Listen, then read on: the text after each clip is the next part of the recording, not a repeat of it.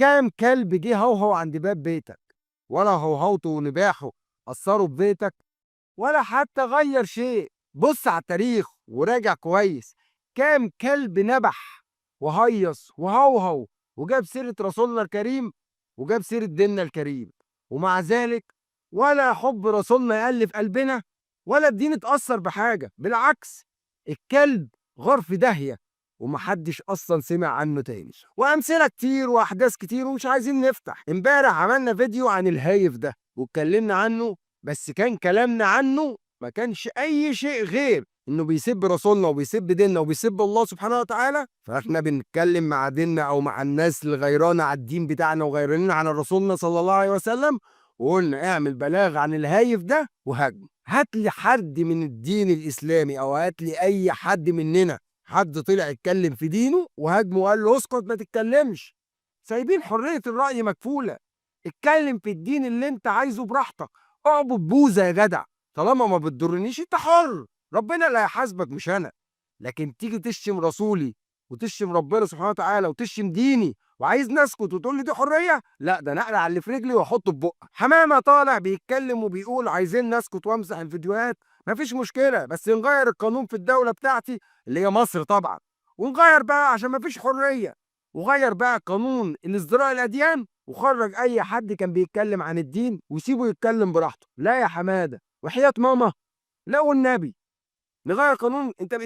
انت بتقايد الدوله عشان تسكت؟ انت مجنون يالا. مين قال لك ان احنا عايزينك تسكت؟ مين قال لك ان كلامك اصلا مؤثر معانا؟ مين قال لك ان احنا ما بنحبش الرسول؟ كل ما حد يهاجمه بنحبه اكتر واكتر واكتر. انت عبيط يا حمامه. طب والله شكلك عبيط. طبعا الناس هتقول لك فعلا الدوله ما فيهاش حريات واللي بيتكلموا في الدين بيتمسكوا. هو حمامه مش قصده طبعا على الدين، لا لا، ولا عايز شيخ يخرج عشان يتكلم في الدين، لا، هو بيتكلم عن ازدراء الاديان. يعني تشتم في الدين اللي انت عايزه براحتك، وخبط في الدين اللي انت عايزه براحتك، وخبط في الذات الالهي وفي كل شيء تحت بند الحريه. تخيل. طب انا عايز اقول لك حاجه يا حمامه، اللي ما يعرفش حمامه ده منين، حمامه ده من شبين الكوم منوفيه، يعني مصري وابن مصري وابن مصر الله عليه. حمامه ده اللي بيقول لك بره فيه حريات. طب ما تيجي نسمع الفيديو ونكمل كلام. طلع ترند وفي ناس كتير بتطالب بمسح الاغاني بتاعتي. انا ما عنديش مشكله وموافق امسحهم كلهم حالا. ان يتم الغاء قانون ازدراء الاديان نهائيا. الصحافه اللي بتشهر بيا والناس اللي بتبعت تهديدات، انتوا بتاكدوا ان كلامي صح. لو الكلمه ملهاش قيمه ما كنتوش خفتوا منها كده. انا عايش في مكان بيحترم حقي في الكلام، وبتمنى بلدي في يوم من الايام تبقى كده، بلد بتسمع وبتحاور، ولحد ما الشروط دي تتحقق صوتي هيفضل عالي. بقى انت يا حمامه بتقايد الدوله ان انت عشان تسكت وتمسح الفيديوهات؟ نغير قانون ونغير القانون كله بقى ونخرج الناس عينينا يا حمامه. تمام. طب انا عايز اسالك سؤال، انت قاعد في اي دوله ايا كانت ايه هي، ما تهاجم دينها وهاجم رسولها وهاجم سياستها وهاجم قانونها واعمل اللي انت عايزه. مش انت تقول لي ان هناك في حريات وعايز بلدك الجميله تبقى زيها كده؟ انا موافق، اطلع هاجم دينهم وهاجم رسولهم وهاجم اللي هم عايزينه كله. وريني كده يعملوا معاك ايه. اما اتقبضش عليك بعد دقيقتين من الفيديو قول علينا ما بنفهمش. الزراعه دي يعني ايه يا حمامه اللي انت عايز تخرج الناس فيه؟ عايزني اطلع اشم في دين وفي رسول وفيه تقول لي حريه؟ الحريه دي تبقى خالتك. ده كل اللي عايزينه يا جماعه، عايزين نوصل للناس كلها الموضوع بكل بساطه وانتهاء.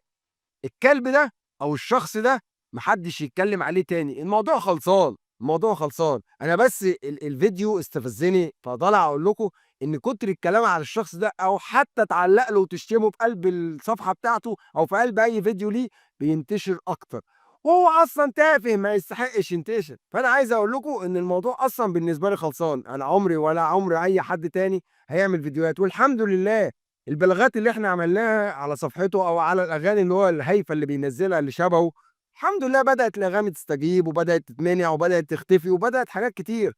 فما توقفوش بلاغات عليه عشان اللي زيه يبقى عبره يختفي اصلا من الوجود. وكده كده يومين وهتتنسي يا حماده. ويا حمامه شتمتك للرسول ما غيرتش شيء يعني، كده كده بنحبه وهنحبه وهنفضل نحبه، وكده كده هو اعظم شخصيه في الكون. يعني كلامك من عدم كلامك ما غيرش حاجه يا حمامه. عايز اقول لك ابقى اغسلها، اغسلها قبل ما تنام عشان تعرف تنام كويس. سلام.